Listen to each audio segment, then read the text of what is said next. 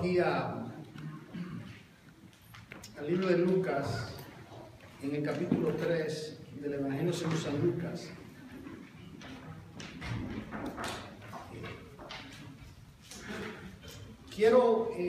Hace un tiempo quería comunicar este mensaje a la iglesia y mientras me preparo para los demás, quiero aprovechar en este día y traerlo. Y tiene que ver con el pueblo de Dios. Aquí en esta congregación, según tengo entendido, tenemos 11 diferentes nacionalidades. Pero cuando pensamos en nuestra cultura, en nuestra tierra de procedencia, cada uno de nosotros, de diferentes partes del mundo, todo eso de repente desvanece cuando somos creyentes, ¿no es cierto? Ya no estamos pensando en realidad en nuestra cultura, que somos dominicanos, ecuatorianos, puertorriqueños, de Argentina, de América, de aquí y de allá. Comenzamos a pensar en otros términos, ¿verdad? No pensamos en nuestras etnias, en nuestro país de origen, sino que, como dice Pablo, en el capítulo 17 de los Hechos, que de una sangre, de un solo linaje, proceden todas las naciones de la tierra. Y yo he pensado por mucho tiempo en lo que es ser pueblo de Dios. Pueblo de Dios. Eso es lo que somos. Nosotros somos el pueblo de Dios.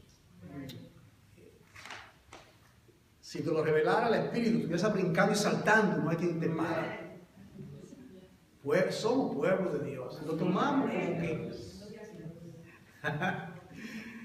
Pero hermano, pensar esa palabra que somos el pueblo de Dios.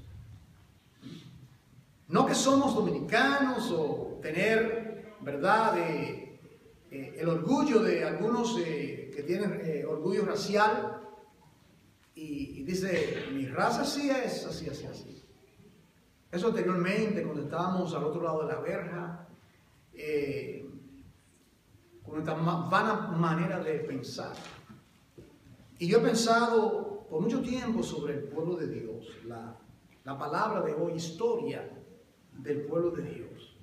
¿De qué manera comenzar un mensaje que tenga que ver con la historia del pueblo de Dios, cuando en realidad hay tantas cosas que entran a ello? Si usted piensa, por ejemplo, en su nación, ¿verdad?, de origen, ¿cuántas cosas entran, verdad?, a su nación, a su pueblo, a su cultura, lo folclórico, lo gubernamental, etcétera, lo político, la topología de topografía de su pueblo, de su nación. Cada uno tenemos verdaderamente, y aún lo retenemos, tenemos esos recuerdos.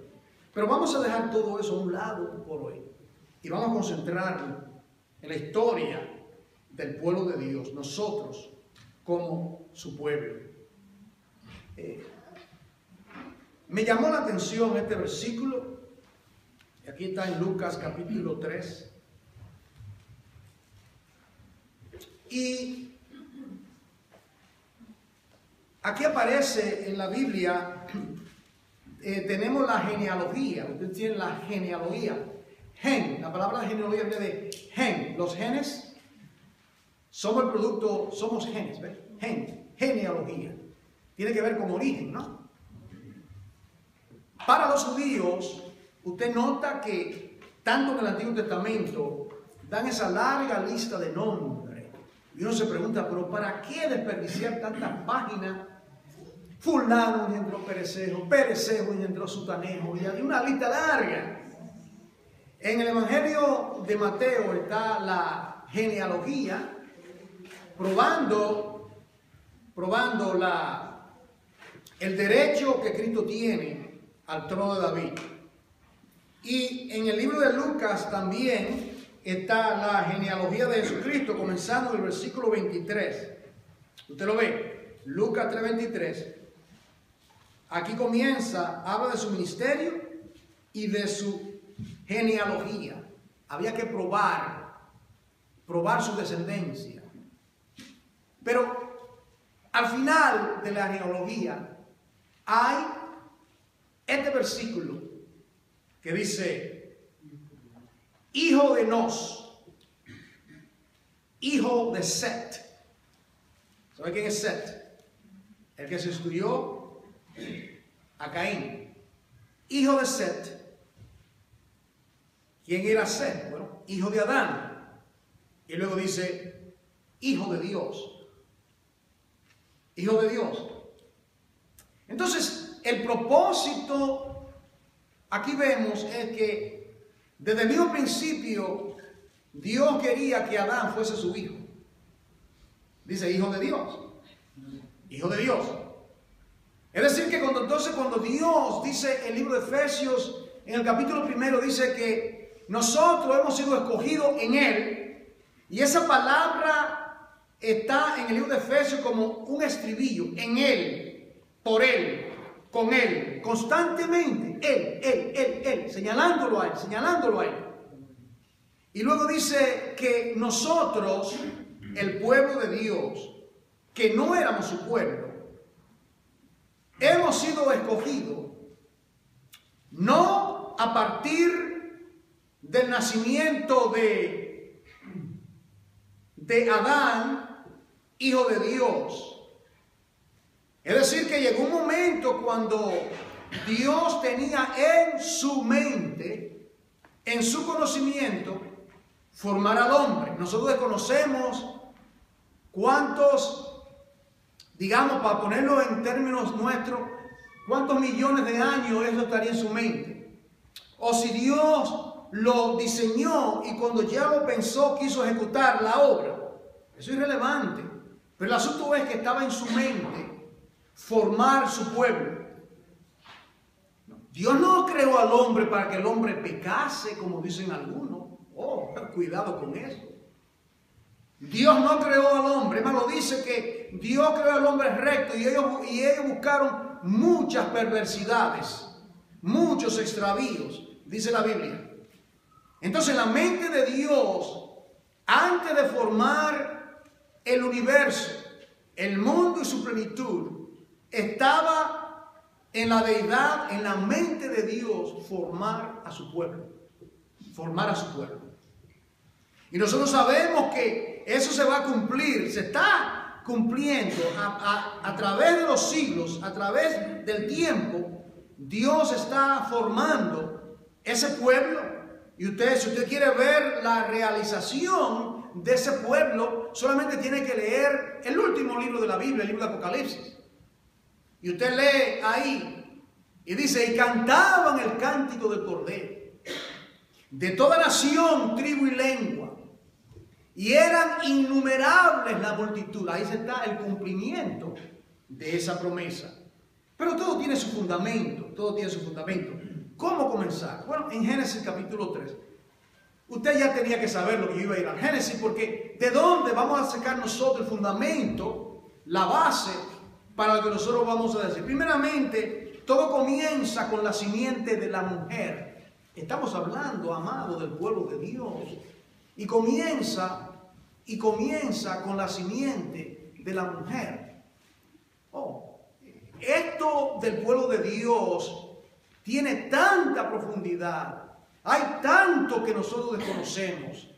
El apóstol Pablo cuando habla del matrimonio, en Efesios 5:30, ¿qué dice él con relación a ese pueblo? Cristo como cabeza y nosotros como el cuerpo. O Adán como cabeza y Eva como su esposa. ¿Qué dice? Grande este misterio. Es un misterio.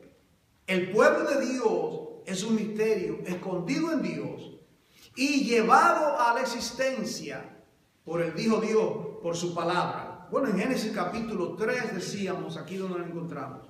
Nosotros encontramos cómo es que viene la gracia, cómo se manifiesta la gracia. Pensando en esto, la gracia, ¿de dónde viene la gracia? La gracia siempre existía en Dios y de alguna manera que nosotros desconocemos, la gracia de Dios no se manifestó a los ángeles caídos, a Satanás. Ellos cayeron y fueron completamente destituidos de la gloria de Dios, de todo, y dice la palabra que le espera un grande ardor de fuego, de tormento por toda la eternidad. Pero en su gracia, ¿cómo comienza la gracia? No comienza con Jesucristo muriendo en el Gólgota, comienza en el libro de Génesis. ¿De qué manera comienza esa gracia? Bueno, el hombre que fue creado, llegó el momento cuando Dios quiere formar su pueblo y comienza con la formación del primer ser humano. Podemos llamarlo la materia prima, la materia, la base. Formó el hombre. Reitero, no lo formó con el fin de que pecase. Pero hubo esa gran emergencia. El propósito era, a partir de Adán, era una línea hacia arriba hasta llegar al cumplimiento de todo y formar su pueblo. Pero ¿qué acontece? El hombre pecó. Nosotros sabemos que en Génesis capítulo 3 conocemos ya todo lo que dice ese capítulo de la tentación, etcétera, etcétera, y el hombre peca contra Dios. Hubo una gran emergencia.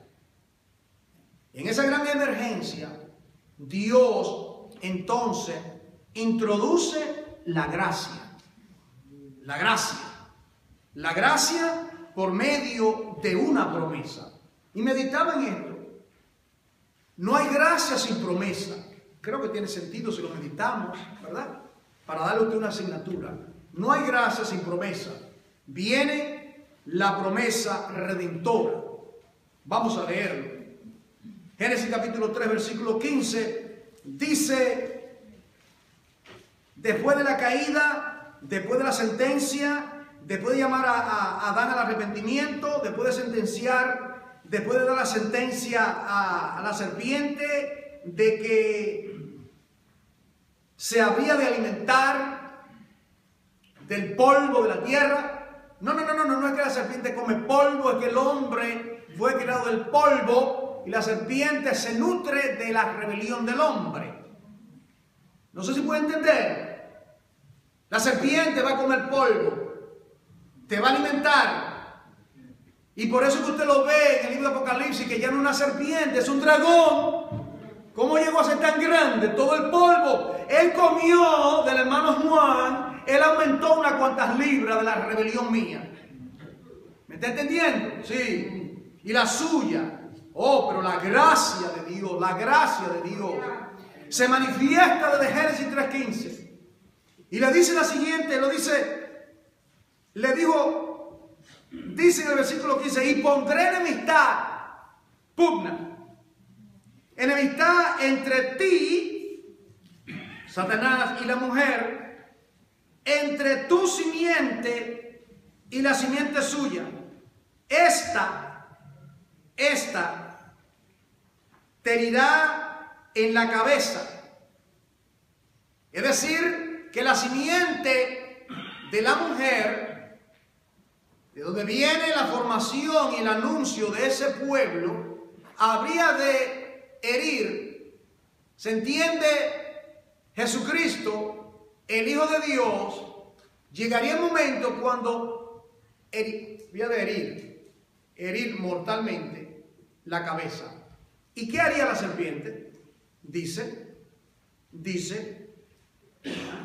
y tú le herirás el calcañar. La serpiente le había de picar, de herir el calcañar, entendiendo en el Gólgota, herido fue él por nuestras rebeliones y molido por nuestro pecado, y allí se cumplió esto. Entonces aquí vemos nosotros, en estos primeros principios, viene la enemistad. Luego Adán y Eva se unen como marido y mujer.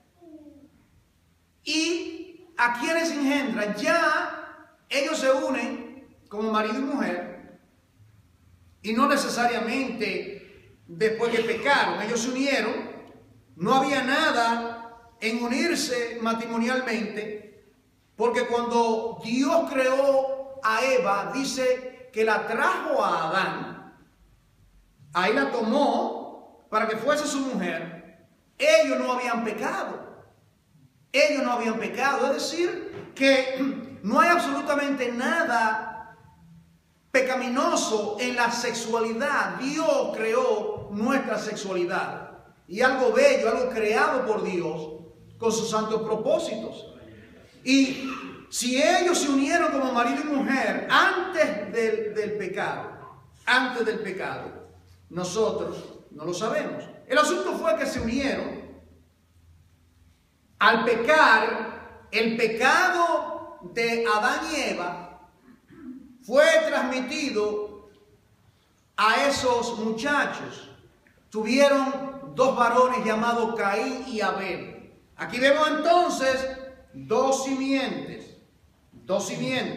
Está el pueblo de Dios y aquí de repente aquello que fue que el anhelo, la perfecta voluntad de que todo ese pueblo fuese santo. Ahora vemos un cisma traído por la caída. Hay una gran separación, la luz de las tinieblas.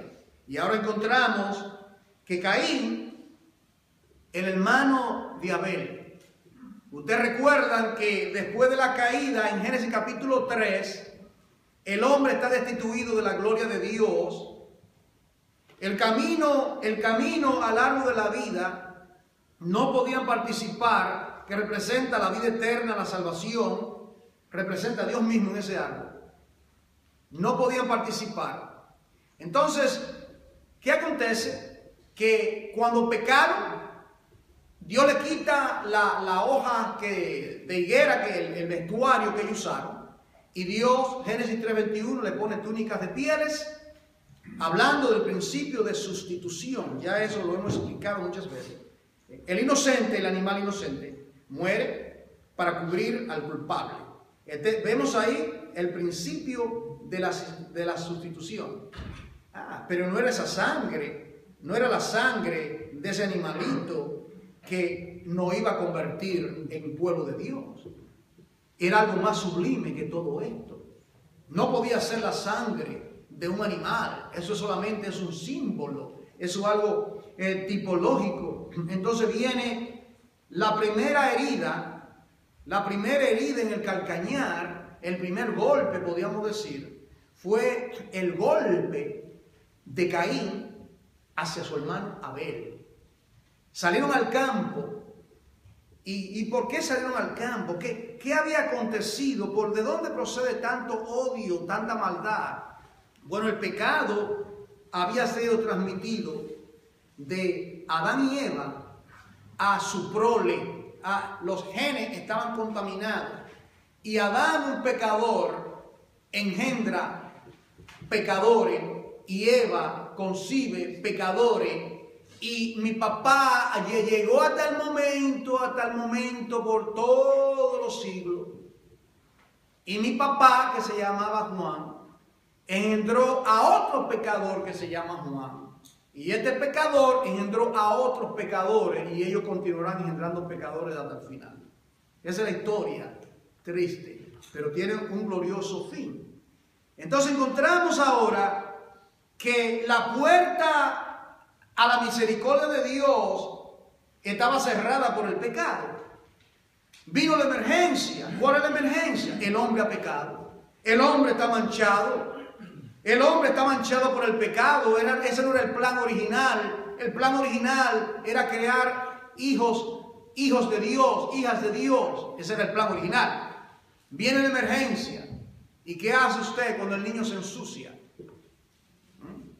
Le da una paliza. Mira, muchacho, te ensuciaste la ropa. Usted viene pacientemente y coge el niño, le quita la ropa, le pone otra ropa y lo viste y sigue y lo lleva al parque. Si ese era el plan original. El plan original era llevarlo al parque. Pero en el Térmano hubo un accidente, se manchó con chocolate. No podemos ir al parque con chocolate en tu ropa. El papá pacientemente o la mamá le quita la ropa y se cumple la meta. ¿Me está entendiendo, hermano? La meta es tener un pueblo y nada va a estorbar el propósito eterno de Dios Porque cuando abundó el pecado, sobreabundó su gracia. Eso es gracia a pecadores inmerecidos como nosotros. Y ahí vemos nosotros, el hombre está destituido, está el árbol de la vida que representa a Jesucristo, que representa la vida eterna, pero el hombre ha pecado. ¿De qué manera el hombre entra a participar de la vida? Bueno, sustituto. Ya Dios tenía todo planificado, el sustituto. ¿Y qué hace Dios tipológicamente? De alguna manera, Adán y Eva le instruyeron que de la manera de acercarse a Dios es por medio de sacrificio, de ofrenda. Y dice que estos dos muchachos fueron y tomaron ofrenda, los dos, el mismo día. Caín era agricultor y tomó frutas y lo ofreció a Jehová. Pero dice, cuando habla en Génesis 4, note usted, hermano, Génesis 3, la caída. Esto es importante, estos principios. Génesis 3, la caída. ¿Por qué que Génesis 4 tiene que venir Génesis 4? Lo de Génesis 4 es por diseño divino. Porque no podía continuar el desarrollo del pueblo de Dios con el asunto del pecado. Algo tenía que acontecer. Carne y sangre no era del reino de los cielos. Dios tiene que intervenir. Interviene. Le revela lo del sustituto. Se lo revela. Ofrece. Caín ofrece. Dice una ofrenda a Jehová. Así dice. Pero lea lo que dice Génesis 4. ¿Qué dice? Y Abel ofreció de los primogénitos del ganado. De los más gordos. ¿Me entienden? Fue selectivo. Fue un acto deliberado de que iba a tomar lo mejor para Dios. Tomó lo mejor para Dios, lo ofrece. Y dice la palabra que Dios miró con agrado la ofrenda de Abel. La miró con agrado, pero no miró con agrado la ofrenda de Caín. Bueno, no nos equivoquemos. No pensemos, podemos pensar y especular que era porque la de Abel era vegetal, la de Caín era vegetal, como a veces se dice, y la de Abel fue animal. Podemos entrar en ese argumento y eso se refuta con lo que Dios le dice a Caín. ¿Qué le dice? Si haces el bien, ¿no se cambiará tu semblante? ¿Me está entendiendo? Dios le está dando una oportunidad a Caín a hacer el bien. En otras palabras, arrepiéntete de tu maldad, de lo que ya está en tu corazón. Ya Dios miraba el asesinato, que iba a matar a su hermano por envidia. La simiente del maligno, como dice en el Nuevo Testamento. ¿Y por qué lo mató? Porque era del diablo, así dice. Caín mató a Abel, dice, porque era del maligno, era del diablo. Entonces ahí viene. Ahora viene la historia del pueblo de Dios. La simiente santa, dos caminos. El camino de Caín, el maligno, y el camino de Abel. Los dos no pueden ser pueblo de Dios, uno de los dos, ¿no? Entonces viene Abel. El pueblo de Dios se iba a formar por la genealogía de Abel, pero Abel fue asesinado. ¿Ve por qué leí Lucas 3:38? ¿Qué es el nombre que menciona? Set, ¿no? El otro hijo de Adán y Eva. Y si usted sigue leyendo toda la genealogía, ¿verdad? Aquellos que les gusta estudiar mucho las palabras así, usted va a encontrar que por ahí viene la historia. Entonces la historia del pueblo de Dios, comienza con derramamiento en la tipología, derramamiento de sangre. Luego llega el tiempo, usted sigue leyendo el libro de Génesis, entonces comienza fuera del huerto está el sacrificio. Cuando ellos salen del huerto, ya salen con esperanza, salen con túnicas de piel. Eso significaba que hay esperanza para ellos, que hay salvación para ellos. Y luego nosotros encontramos, lo próximo es que Dios, la raza se multiplica. Y otro periodo de la historia bíblica es, dice el libro de Génesis capítulo 6, que Dios le dolió en el corazón haber creado hombre en la tierra. Porque dice que todos los designios eran de continuo en mal. Y hay un personaje que todos conocemos. ¿Ah? ¿Cuál es el personaje? Noé. Y ahí dice la palabra que por 120 años estuvo proclamando, dice la Biblia, pregonero de justicia, llama la Biblia a este Noé.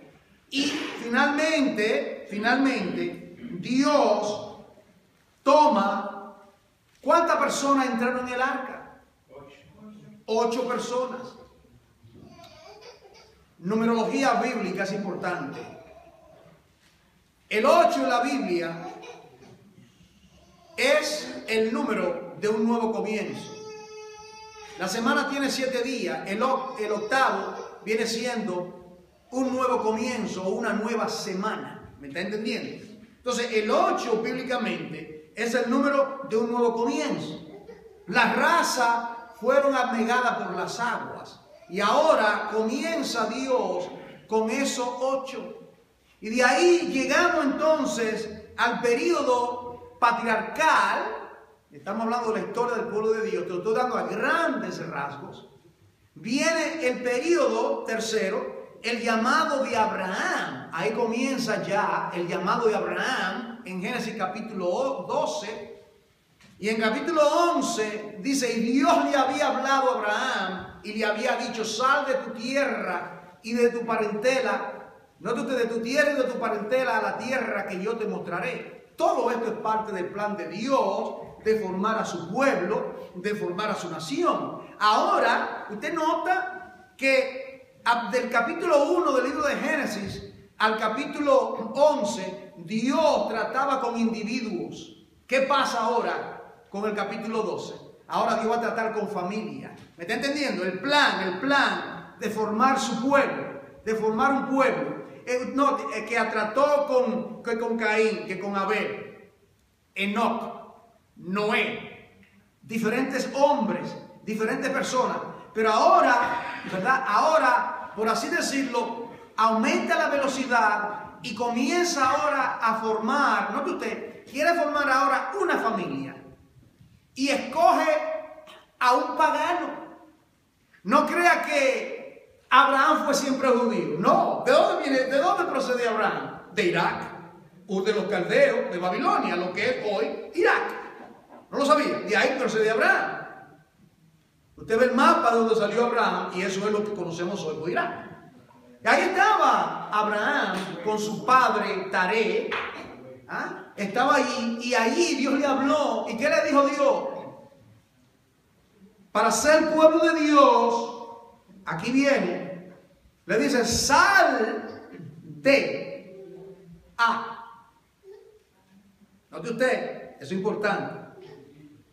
Porque cuando llegamos al Nuevo Testamento y estudiamos lo que es la eclesía, lo que es la iglesia, ¿cómo se define lo que es la iglesia? Lo que salen y lo que entran. Lo que salen del pecado y entran a Dios. Eso es lo que es la iglesia. Pero ya estamos ahora en el Antiguo Testamento, historia del pueblo de Dios, y allí Dios llama a Abraham, materia prima. Y va a tratar ahora con la familia. Ah, pero Abraham tiene un problema. ¿Cuál es el problema? Los dos están viejos. Él, y para más todavía, Sara es estéril. 90 de pico de años tenían los dos hermanos. No se podía. El hombre puede engendrar hasta muchos años. El hombre no tiene problema en engendrar. Entonces está el problema que la mujer. Y te conoce. El plan que tuvo Sara, yo soy estéril, vamos a ayudar a Dios. Lo que pasa cuando se quiere ayudar a Dios y viene Agar. ¿Cuánto han querido ayudar a Dios en un momento dado de su vida? ¿Ah? Todos nosotros, amados hermanos, todos nosotros, de una u otra manera, queremos que podemos ayudar a Dios a hacer algo. Y ahí viene Agar. Entonces con Agar la toma era políticamente correcto. El código de Hammurabi, un código, lo decía, que si era estéril, que podía tomar a una sierva de su casa y podía tener, y que los hijos que nazcan de esa mujer eran hijos legítimos. Ellos aprovecharon el código de Hammurabi, lo que dictaba la ley de ese tiempo, y tomó a esa doncella, seguramente hermosa, y la tomó Abraham, y engendró un tremendo problema llamado Ismael. Ya usted sabe, sin palabras, lo que significa ese nombre hasta el día de hoy. Usted entiende lo que estoy hablando. Estamos hablando de lo que acontece. Pero el plan de Dios era mantener esa simiente santa. ¿Me están siguiendo? Porque ahí no se pudo, vino Set. No fue por Agar. Dios no le dijo que era por Agar. Y Dios le dice, Abraham le dice un momento, pero ¿cómo que me va a bendecir? Y te bendice? Mira que él le dice en Génesis 15, Abraham, ten por cierto que te bendeciré, que tu descendencia será como los estrellas del firmamento. Y le dice, tu galardón será grande. Y Dios le dice, ¿cómo? En inglés, ¿are you kidding me? Si solamente tengo aquí a un mayordomo, Eliezer, el mayordomo de mi casa, y el código de Hammurabi dice, lo dice la ley, que si yo muero, todo lo que tengo, él lo va a heredar. ¿Cómo que va a dar? Tú no me das un heredero, tú no me das un hombre, ¿cómo va a ser? No se dormirá el que guarda Israel, amado. No se dormirá el que guarda Israel. Él no se duerme. El pueblo, la historia del pueblo de Dios. ¿Y qué acontece? Dios viene entonces y le habla y le dice y le habla y le dice a Abraham que va a tener. Y Sara estaba en la tienda oyendo, y ella comienza a reírse de carcajada que yo voy a tener. ¿Qué buena? Es más, ni para amamantar tengo nada. ¿Qué voy a hacer? 90 y pico de años tenía. Hermano, si usted y yo hubiésemos visto a Sara después que Dios la visitó, Génesis 21, visitó Jehová a Sara como le había prometido. ¿Y usted cree que el rey Abimelech se hubiese enamorado de una viejita? Él la codició. ¿Qué significa eso? Que Dios la rejuveneció. Esos pechos tuvieron firmeza, se llenaron de leche, se cambió su apariencia. Era una mujer hermosa. Es más que Abraham dijo, bueno, ahora reconozco que me casé con una polla. Mira qué linda está esta mujer. Sí, ahora porque te lo quería quitar el rey adúltero. Ahora te das cuenta la mujer linda que tiene. Hermano, la grandeza de Dios de tal manera que Sara rejuveneció, hermano. Rejuveneció por la palabra y ciertamente tuvo a un hijo llamado Risa. Así se llama. Así se llama el hijo. Isaac significa risa. ¿Por qué? Porque Sara comenzó a reírse. Amado pueblo de Dios, ¿no es cierto que a veces nos reímos?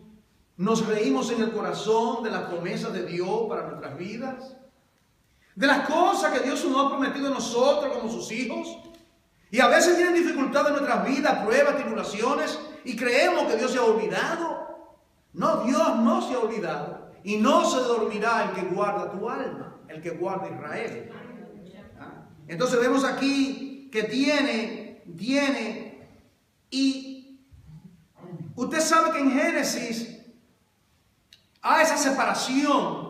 Está el principio de la separación. Usted lo ve en el libro de Génesis. Es importante esto. Separó la luz de las tinieblas.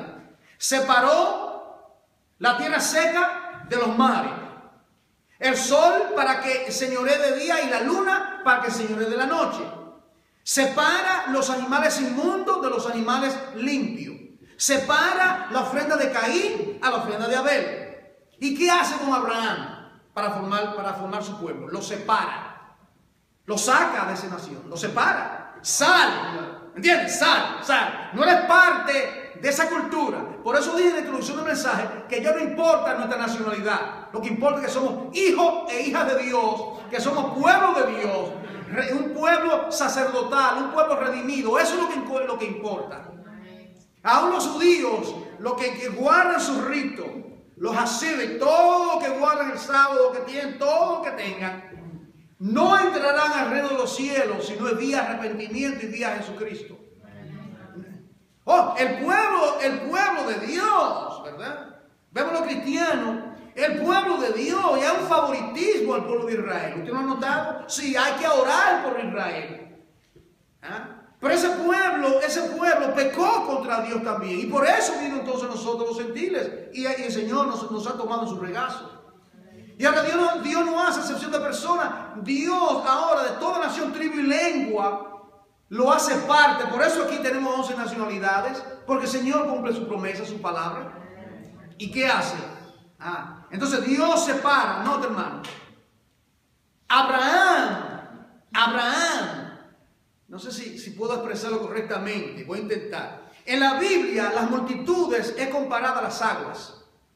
En la Biblia. Las multitudes. Dice que los impíos son como las aguas turbulentas.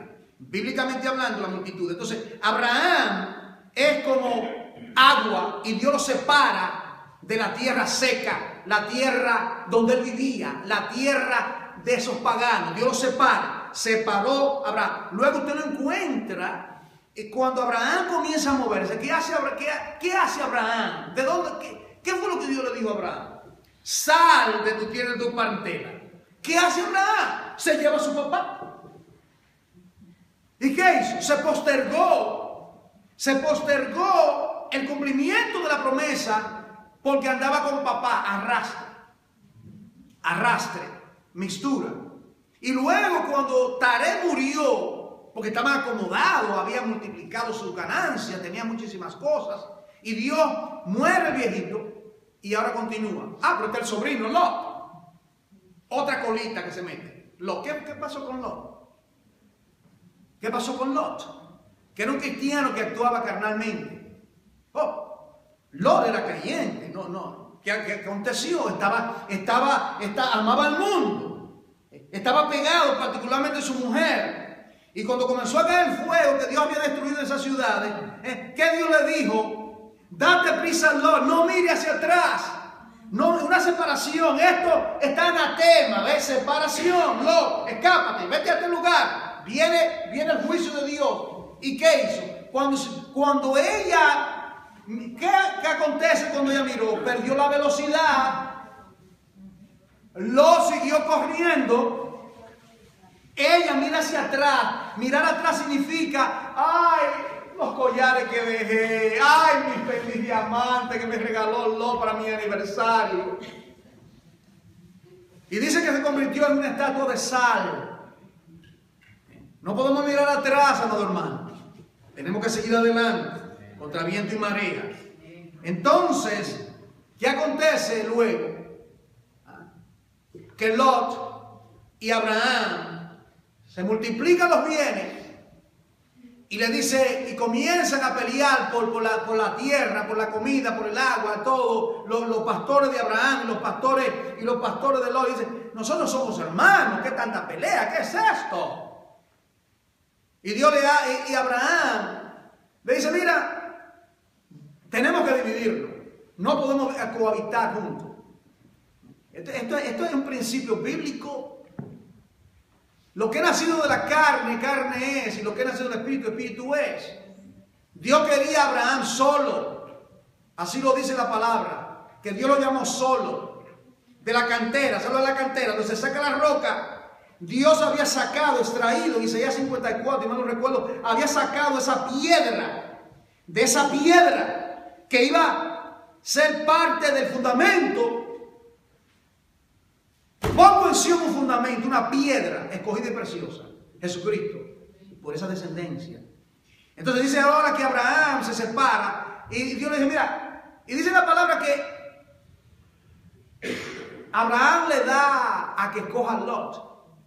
Dice, pero este hombre, que yo cojo primero. Y dice, mire esto, miró la llanura, las apariencias de los ojos. Miró ese valle tan lindo, dice, ay, pero esto sí está rico, me deja a mí escoger. Ay, ya verá lo que voy a hacer. Y dice que escogió la llanura. Y dice que puso sus tiendas hasta Sodoma. ¿Me está entendiendo? Hasta Sodoma. Y Dios, dice la Biblia, es importante, dice, y luego que Lot se separó de Abraham, Dios le habló a Abraham diciendo, ve esta tierra, te la daré a ti, a tu descendencia. Esta tierra la daré a ti, a tu descendencia.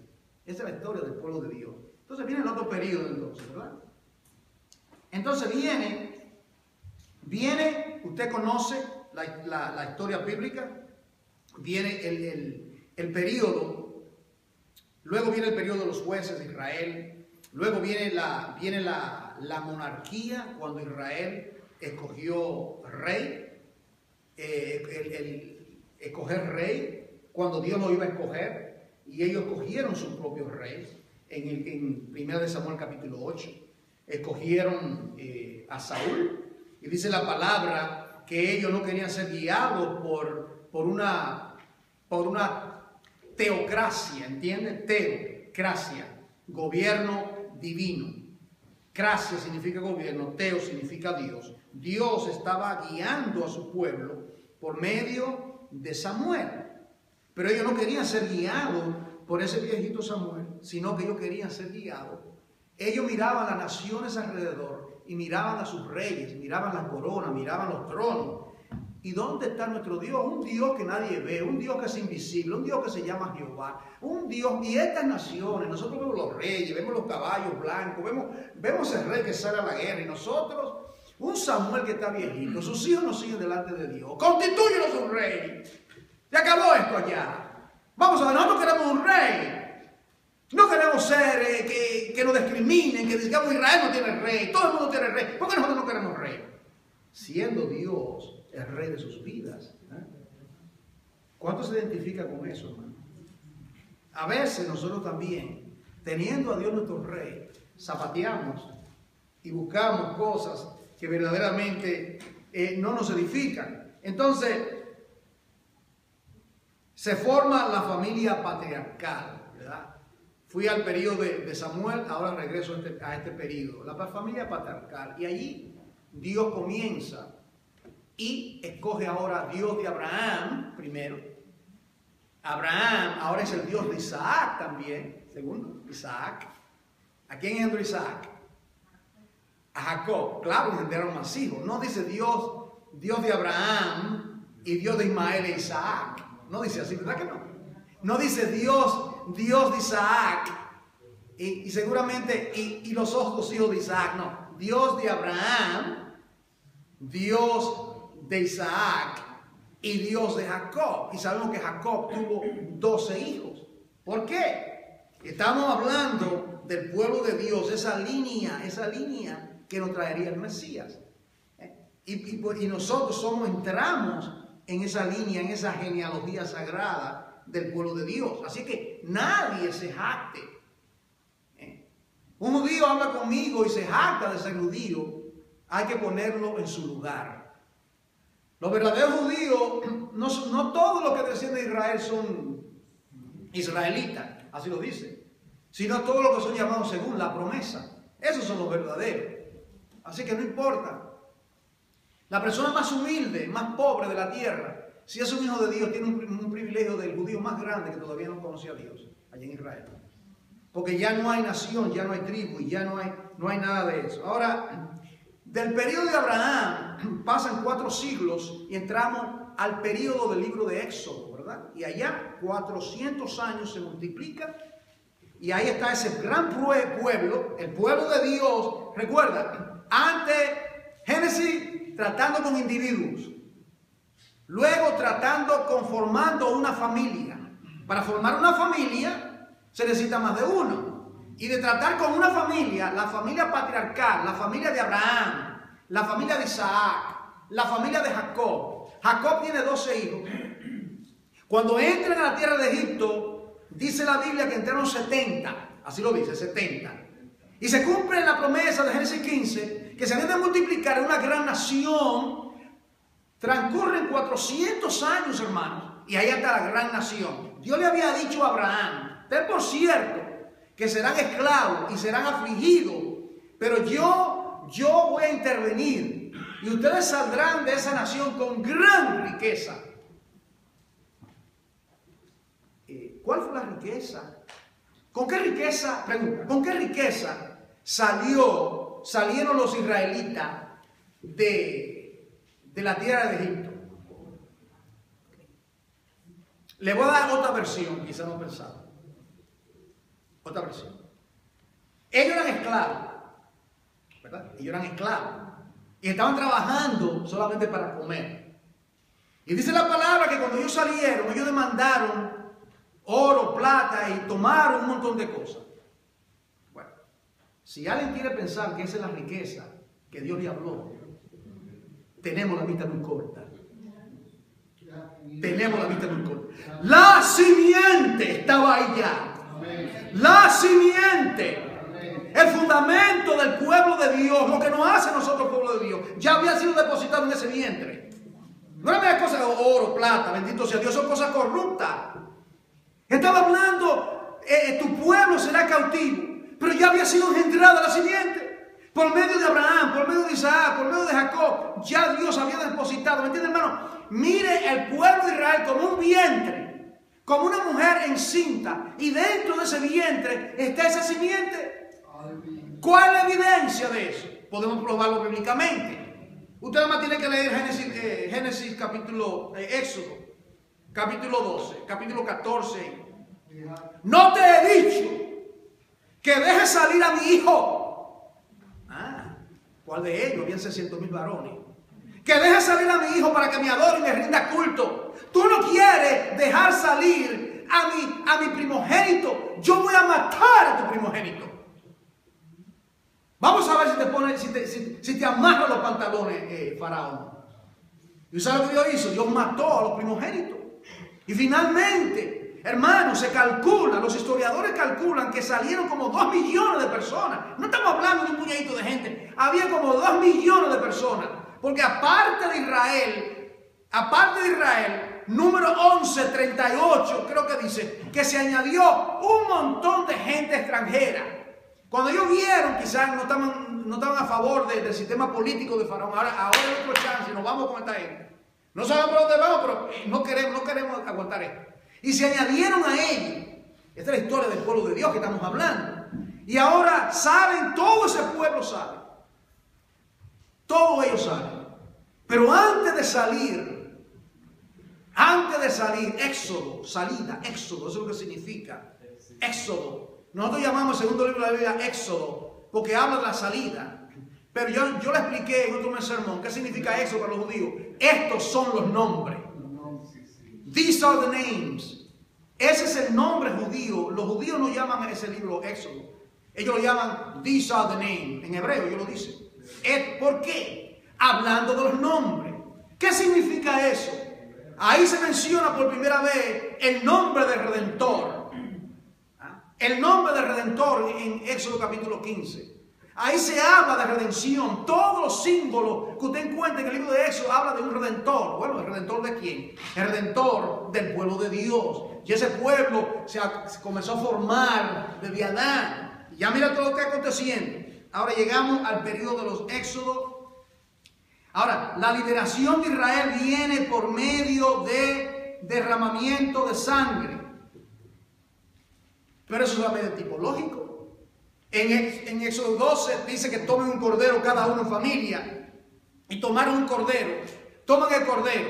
Y dice la palabra que lo habían de matar. Lo habían de matar. Y que habían de tomar la sangre en los postes y los dinteles de la puerta. Y el cordero lo tenían que asar. Hemos explicado eso, ¿verdad? No lo podían sancochar o hervir. No podía comerse un fricasé de cordero. Tenía que ser asado. Dios dice asado tiene que ser. Representa la ira de Dios. Eso representa el fuego de Dios sobre ellos. Pero eso solamente es el tipo el tipo. Ellos no fueron redimidos por ese cordero. Eso solamente es un símbolo que representaba que sin derramamiento de sangre no había remisión de pecado. Ahí tuvieron la primera Pascua en Egipto, la noche antes de su partida. Luego fueron bautizados en Moisés, dice el Nuevo Testamento. Ese pueblo que sale, luego cuando entraron en el mar, ¿recuerdan? Los egipcios lo estaban siguiendo, los 600 carros. A la derecha, cordillera de montaña. A la izquierda, cordillera de montaña. Y en la izquierda, 600 carros, los egipcios lo estaban siguiendo, lo que lo estaban persiguiendo para hacerlo regresar. Y cuando están al frente, se encuentran de repente que están con la mar. Decimos en inglés, between a rock and a hard place, entre la espada y la pared. Alzaré mis ojos a los montes. ¿De dónde vendrá mi socorro? Mi socorro y el tuyo viene de Jehová. No importa la situación, la montaña a la izquierda, la montaña a la derecha, los enemigos atrás, esto atrás. O pensar que no importa lo que estemos pasando, ¿a quién tengo yo en los cielos sino a ti, oh Dios? Y fuera de ti nada deseo. Qué promesa para el pueblo de Dios. Y llegó el momento cuando las aguas se abrieron. ¿Por qué clamas a mí? Dile a este pueblo que marche. Toma la vara. No fue la vara que la quebró, fue Dios, el poder de Dios.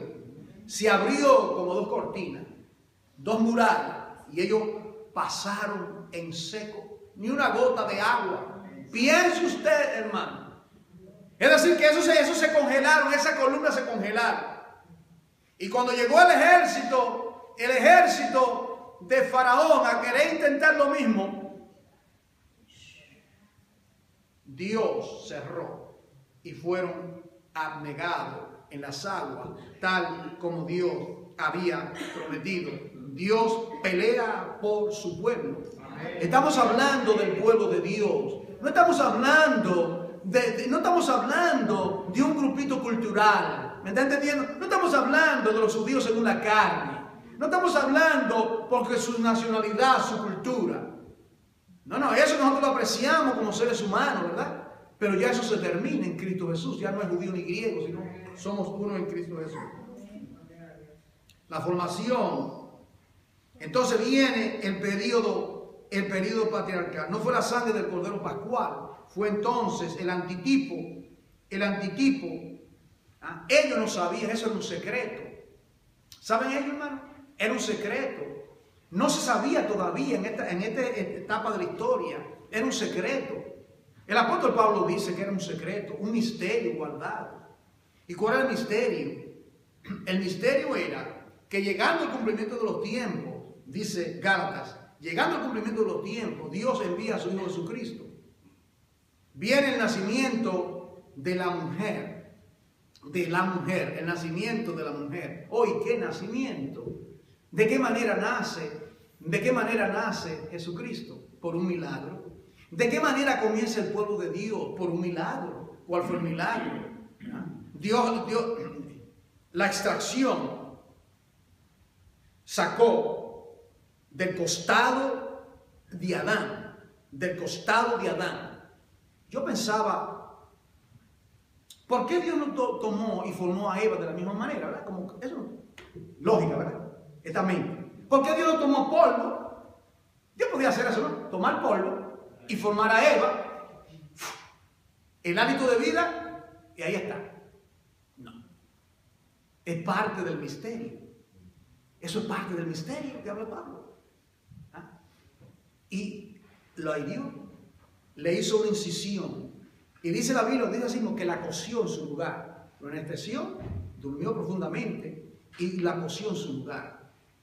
¿Qué le trae eso en la mente a usted? Oh, el Gólgota. El Gólgota.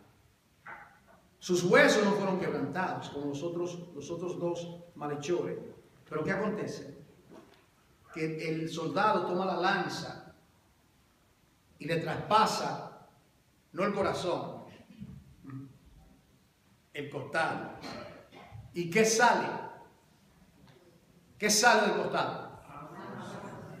El que no naciere del agua y del espíritu, del agua y del espíritu, los dos símbolos, le hiere el costado, y por esa sangre brota la isha, la varona brota la varona, brota la iglesia, brota ese pueblo profetizado, llamado, diseñado desde antes de la fundación del mundo en la mente de Dios. Como dice Pablo, a profundidad de la riqueza y de la sabiduría de Dios. ¿Quién puede entender algo? ¿Quién puede entender la grandeza de su inteligencia, el poder del Señor? En su designio, en su pensamiento, como Él piensa, como Dios piensa, como Dios razona, no como nosotros. Todo en su lugar. A Dios nada lo toma de sorpresa como nosotros. Todo. Isaías, todo el mundo estaba temblando. ¡Oh, el rey Usías! Murió el rey Usías en el año que vio. El rey Usías murió. ¡Oh! En el año que murió el rey Usías, no hay problema. Vi yo al Señor Jehová sentado en su trono alto y sublime. Ese sí no tiembla, ese sí no muere. Ahí está Dios en su trono. En su trono. Viendo nuestras peticiones, viendo nuestra entrada, viendo nuestra salida. Él no se mueve. Dios no se mueve. No se dormirá. Entonces dice, ahí brota la isha, brota la varona. Y lo sella. Consumado es. Terminado está. He redimido la herencia de Adán. He redimido la raza. He redimido al pueblo. Y por eso Mateo 1:21 dice, llamará su nombre Jesús, Yeshua, porque Él salvará. Y yo quiero que usted aprecie esta verdad. Aprecie esta verdad. Mire la palabra y mire el gesto de mis manos. Salvará. No dice salvará, que me salvó ahora. Salvará, porque es que es un verbo lineal. ¿Entiende? Un verbo lineal. Significa que me salvó. Me continúa salvando. Y me salvará porque sabe que voy a fallarle una docena de veces en mi vida como creyente.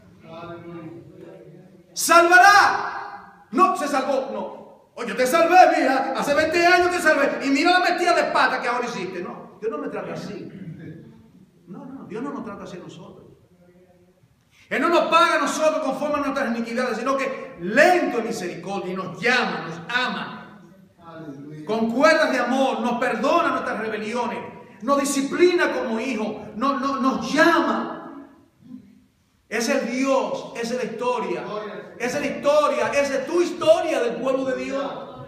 Qué privilegio, amada iglesia, es el pueblo de Dios. Qué privilegio que somos hijos de Dios. Mire cuántas veces aparece en la Biblia hijos de Dios. Busque eso para que usted vea. Hijos de Dios. Que no son engendrados por voluntad de varón, sino que son engendrados por el Espíritu Santo. Y le decía, concluyendo todo esto, le decía que fue milagroso el comienzo del pueblo de Dios. Por medio de Adán y por medio de la esterilidad de Sara y la vejez de Abraham. El problema no era Abraham. El problema era Sara. Y Dios le dice, ¿acaso hay algo imposible para mí? Esa es la pregunta. ¿Acaso hay algo imposible para mí? Entonces, ¿con qué crees que tú estás tratando? ¿Con tu viejo Abraham? Es con Dios. El Shaddai, el Todopoderoso. Y me gusta como Dios se le revela. Esa palabra, ¿sabe qué significa El Shaddai? Él. La palabra Él es Dios. Shad es pecho. Mire, el pecho. ¿Entiendes? No sé si capta. Sara, ¿tú no tienes? Yo soy el pecho. Nútrete de mí. Yo soy el pecho que tiene leche para alimentar a millones y millones de mis hijos. Y qué rico ese pecho, hermano. Que podemos amamantarnos de Él, tomar de Él, chupar de Él cada día, tomar su palabra. Él lo entiende, Él conoce nuestros pensamientos, nuestras angustias, nuestras ansiedades. Él conoce todo, hermano. solamente esperar en Él, buscarle a Él, y Él hará. Y de la misma manera, esa santa mujer, se le da el anunciamiento del nacimiento de la mujer. Salve, bienaventurada eres entre todas las mujeres. Y dice, ¿qué clase de salud es este? ¿De dónde salió esto? Y ella se queda consternada. Quizá 15, 16 años de edad tenía María, una muchacha santa, pura. Cuidado, María era pecadora. Cuidadito con eso. Era pecadora. Cuidado con eso. Y el Señor le escogió a ella. Bienaventurada. ¿Y qué hace? ¿Qué hace con ella? El Espíritu Santo le dice a ella, el ángel le tiene el diálogo y dice, Señor, mira, esto está raro, ¿sabes? Yo no conozco varón. Yo no he dormido con un hombre. Y tú me estás hablando que concebirá, que llamará su nombre Jesús, que él llamará a su pueblo. ¿No te equivocaste de casa? Quizá era aquí al lado. ¿Qué pasa? No me he unido todavía. Tenía su novio comprometido, José. No conozco varón. Pero como siempre digo, el varón te conoce a ti, oh María. Hermano, el varón te conoce a ti. El varón te conoce a ti. Tus más íntimos pensamientos, tus impulsos, tus ansiedades, me conoce. Recuerda, Agar, el viviente que me ve. ¿Recuerdas? Allá, el viviente que te ve. ¿Y qué acontece? El Espíritu Santo te hará sombra. Y el santo ser que nacerá en ti será llamado Hijo de Dios. Y ahí comienza. Yo digo, a la velocidad del Espíritu de Dios, la historia gloriosa del pueblo de Dios. Amén. Te damos gracias por tu infinita misericordia. Qué ternura, oh Dios, qué amor, qué gracia. Esa promesa de gracia, esa promesa de amor que ha venido de tu trono. A ti sea la gloria por los siglos de los siglos. Amén.